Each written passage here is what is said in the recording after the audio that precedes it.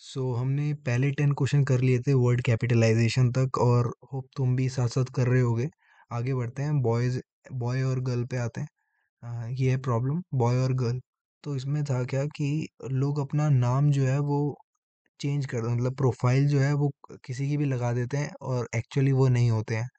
तो ये जो है काफ़ी दुखी हो गया एक हमारा दोस्त। तो उसने बोला कि अगर उसका नाम जो होगा, अगर उसका वर्ड, मतलब जैसे हम यूज़र नेम रखते हैं, तो अगर यूज़र नेम ऑड होगा तभी तब वो हम उसको मेल से डिफाइन करेंगे, और अदरवाइज वो फीमेल से डिफाइन होगा। यानी यूज़र नेम ऑड होगा तो मेल, और यूज़र नेम इवन होगा तो फीमेल। तो इस तरह से प्रिंट करना है, अगर फीमेल चैट विद हर, और ऑड ऑड है यानी इग्नोर हिम। ठीक है, फॉर एग्जांपल ध्यान इस बात का देना है, जैसे WJMZBMR, तो यहाँ पे एम ट्वाइस है, तो हमें एम जो है वो सिंगल ही काउंट करना है। इट मीन्स कि हमें सेट वैल्यू लेनी है।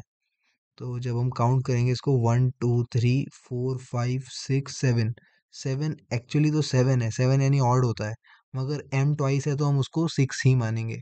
तो यानी सेट वैल्यू यानी यूनिक वैल्यूज होनी चाहिए, और 6 जो होता है वो इवन होता है, इसलिए आउटपुट आया चैट विद हर। तो यहाँ पे सॉल्यूशन अगर देखें, यस दिस वन। तो हमने यहाँ पे क्या करा है, बेसिक, उसके बाद हर एक कैरेक्टर को हमने लेने की कोशिश करी है। ठीक है, हम कैरेक्टर इनपुट ले रहे हैं। देखो, कैर सी ले लिया, और सेट कैरेक्टर एस, यानी एक हमने सेट क्रिएट करा है एस नाम से, जो कैरेक्टर्स वैल्यू उसके अंदर रहेंगी।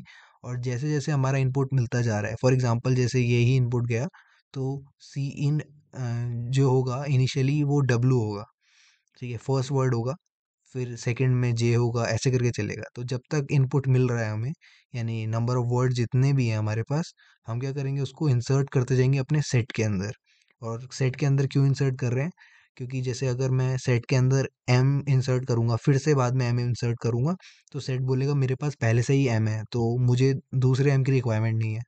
इससे क्या होगा, सेट के अंदर सारी यूनिक वैल्यूज आएंगी।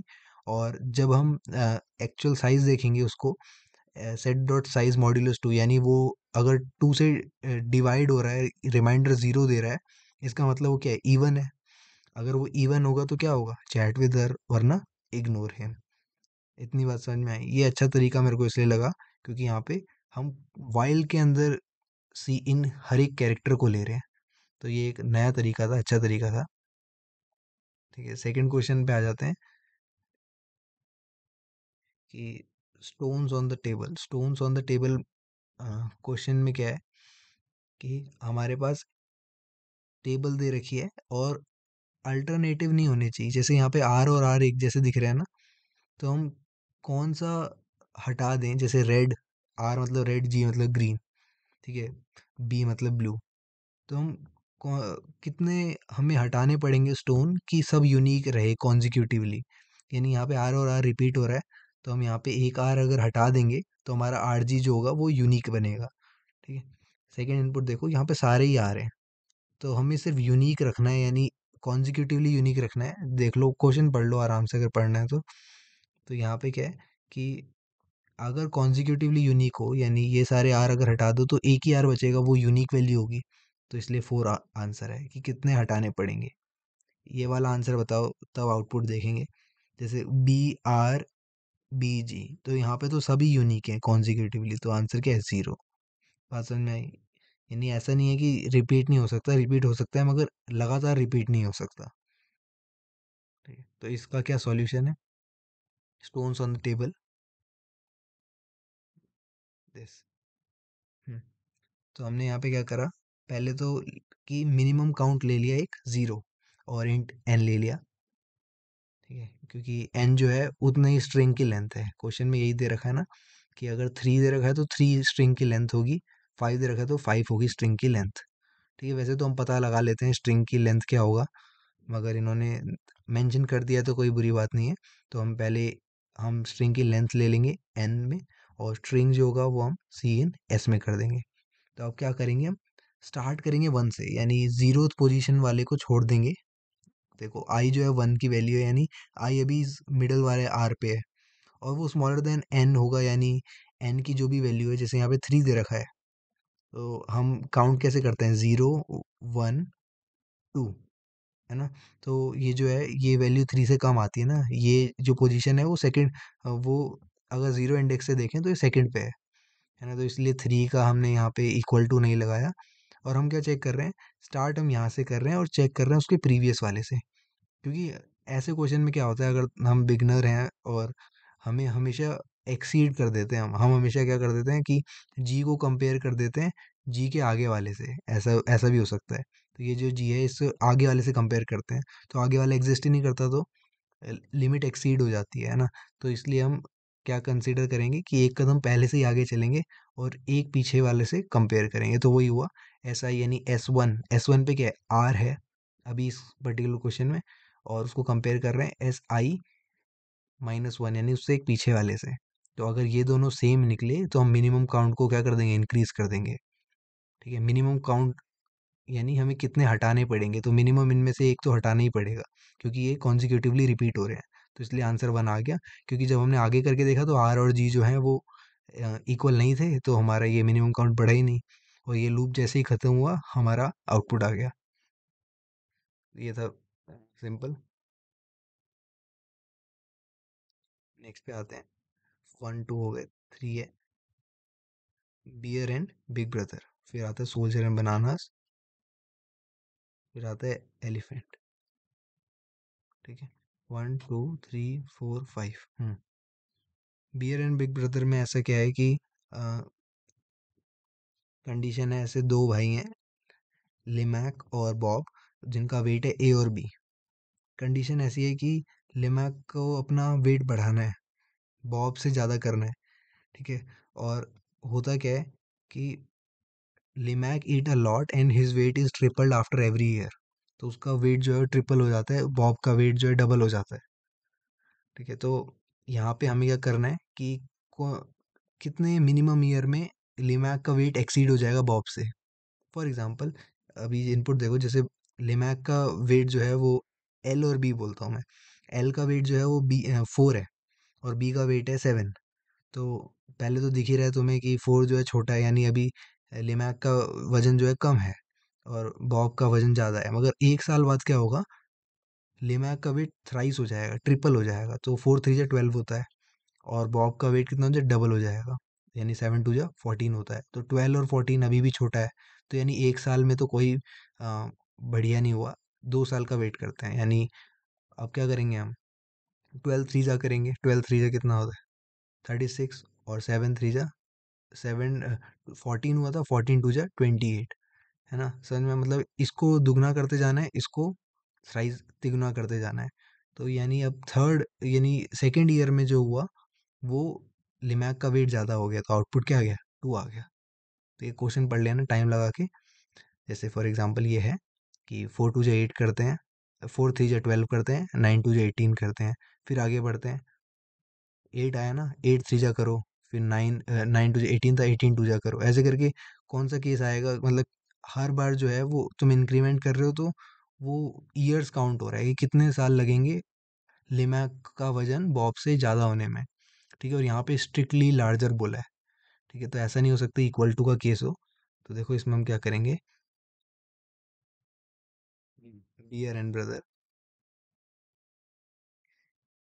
ये मैंने आजकल ऐसे ही लिखे हैं, मतलब तुम्हें अब मैं टाइप करके बता दूँ तो टाइम वेस्ट हो सकता था। तो हम ए और बी मान लेते हैं, लिमा एल और बी की जगह, है ना, ए और बी मान लेते हैं। इन दोनों को इनपुट करा, ये छोटा भाई है, ये बड़ा भाई है, बी मतलब बॉब है, ये समझ लेना। जब तक हमारा A smaller than equal to B है, तो हम क्या करेंगे, हमारे लिमैक की वैल्यू बॉब से जब तक स्मॉलर देन इक्वल टू भी कंसीडर करा, क्योंकि हमें स्ट्रिक्टली ग्रेटर देन चाहिए, है ना क्वेश्चन में। हम तब तक क्या करेंगे कि ए इंटू 3 कर देंगे, यानी इसको 3 से मल्टीप्लाई करेंगे और बी को 2 से मल्टीप्लाई करेंगे और ईयर्स बढ़ाते जाएंगे। यानी फर्स्ट ईयर में क्या हुआ, लेमैक का वजन थ्राइस हो गया, बॉब का वजन ट्वाइस हो गया। ये अगर इक्वल हो रहे हैं तब भी हमारा केस चलेगा। तो at the end of the day years will be incremented और हमें पता चलेंगे कि ईयर्स जो है वो कितने आ रहे हैं। This is the answer.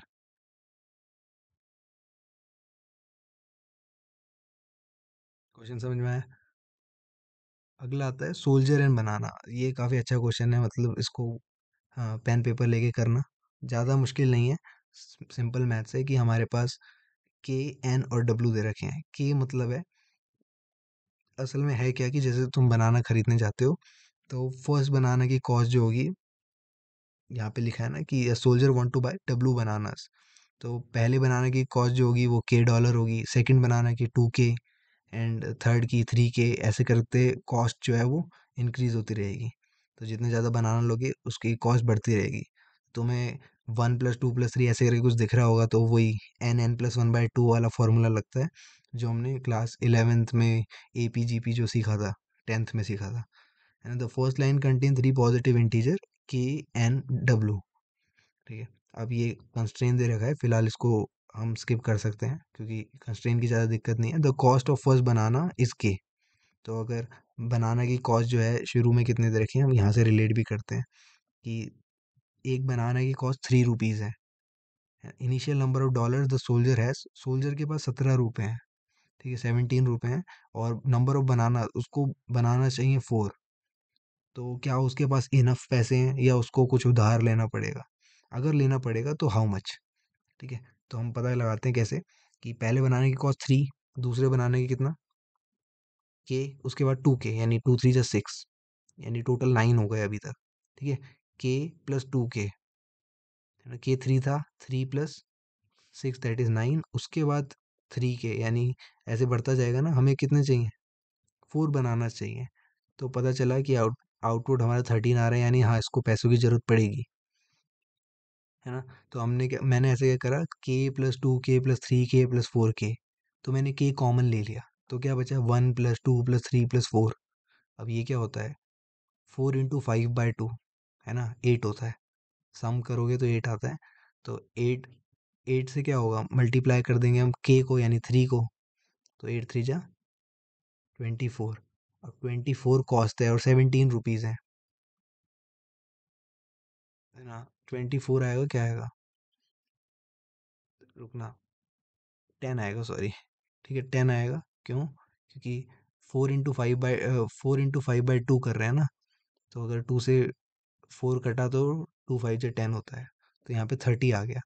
अब ₹30 के हमें 4 बनानास मिलेंगे, मगर 17 है तो हमें बोरो करने पड़ेंगे 13।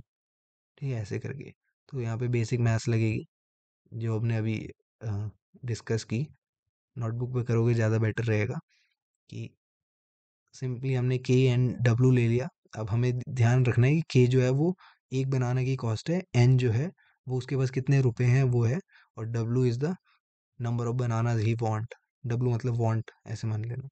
तो कभी कभार क्या हो सकता है कि बनाना जो है, मतलब उसके पास इतने पैसे हों कि उसको बोरो करने की ज़रूरत ही ना पड़े, इसलिए मैंने क्योंकि इसकी वैल्यू नेगेटिव भी आ सकती है। हम कर क्या रहे हैं यहाँ पे, सेम चीज़, के is the cost of one banana, उसके बाद हम ये तुम्हें पता है n+1/2 करते हैं, है ना। तो हमने टोटल कॉस्ट निकाल दी, उसको सेपरेट करा, how much amount he is having. तो अगर ये नेगेटिव आता है, इसका मतलब उसके पास इनफ मनी है ना, क्योंकि ये वैल्यू छोटी होगी, तो इसका मतलब zero, he no need to borrow anything. ठीक है, अगर ये वैल्यू पॉजिटिव आती है तो मैक्सिमम, जो भी मैक्सिमम होगा, that will be the answer. Last question discuss कर लेते हैं। हाँ, एलिफेंट जो है वो लास्ट है, वर्ड जो मैंने एडिशनल कर दी, अभी करी है, तो वर्ड डिस्कस नहीं करेंगे, 5 रखते हैं। एलिफेंट में क्या है कि यहाँ पे इजी क्वेश्चन है कि एलिफेंट को अपने दोस्त के घर जाना है, अभी एलिफेंट 0 पे है, तो उसका दोस्त जो है वो एक्स एक्सिस में कहीं पे भी हो सकता है। ठीक है, फॉर एग्जांपल उसका दोस्त 5 पे है, तो एलिफेंट जो है एक बार में या तो 1 कदम चलेगा, या 2 कदम, या 3 कदम, या 4 या 5, यानी ऐसा भी हो सकता है एलिफेंट एक बार में ही 5 कदम चल जाए। तो ये सारे ऑप्शंस हैं उसके पास चलने के लिए, तो हमें बताना है कि कितने मिनिमम नंबर ऑफ स्टेप्स लगेंगे। ठीक है, तो जैसे अगर उसका दोस्त 5 पे है, एलिफेंट 0 पे है, तो उसको चलने के लिए कितना है, 5 है, तो 5 तो चल सकता है आराम से, तो ईजिली 1 स्टेप में काम हो जाएगा। 12 है, इसका आउटपुट बताओ क्या होगा, दिमाग लगाओ। पहले कदम 5 चलेगा, फिर 5 चलेगा, ठीक है, 5 5 10 हो गए, बचे 2, और 2 भी चल सकता है, तो 2 स्टेप्स चले, तो यहाँ पे 3 स्टेप्स में काम हो गया। ठीक है, तो अल्टीमेटली हो क्या रहे हैं हम, फर्स्ट ऑफ ऑल हमेशा क्या देख रहे हैं, बड़ा वाला नंबर देख रहे हैं, 5। और तुम्हें पता है कि 5 से अगर कोई भी नंबर हम डिवाइड करें, कोई भी कितना भी बड़ा नंबर हो डिवाइड करेंगे, तो एट द एंड जो है वो रिमाइंडर जो आने वाला है वो इसी के बीच में आएगा, या तो ज़ीरो आएगा, यानी प्रॉपरली डिवाइड हो रहा है 5 से। ठीक है, इस केस में प्रॉपरली डिवाइड हो रहा है 5 से, फिर भी 1 आया आंसर, क्योंकि हम उसमें ऐड करने वाले हैं 1। देखो आंसर देखो, ज़्यादा क्लियर होगा। तो असल में हुआ क्या था, मैं तुम्हें अपना तरीका बताता हूँ मैंने क्या क्या गलतियाँ की है। हम्म, तो मैंने सोचा कि हम इनिशियली क्या कर देंगे, ये शुरू की सोच है ना, कि हम फाइव काउंट को ले लेंगे, 5 से डिवाइड कर देंगे, क्योंकि 5 से 5 को डिवाइड कर दिया था मैंने, तब आंसर 1 आ रहा था। फिर मैंने सोचा कि ये सारी वैल्यूज तो जीरो ही देंगी, है ना। तो पहले के लिए तो, केस के लिए तो ठीक था,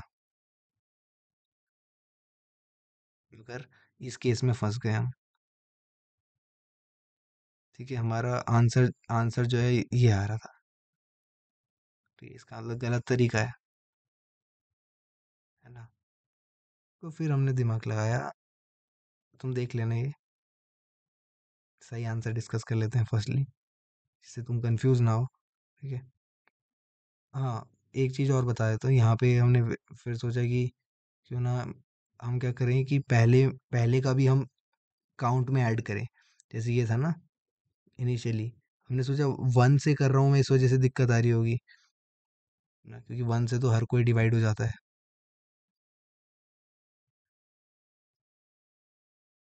हम्म, फिर हमने ये कुछ स्टेप करा, ये तो मैं समझाऊंगा, अभी ये कुछ को देखो कंफ्यूज हो जाओगे।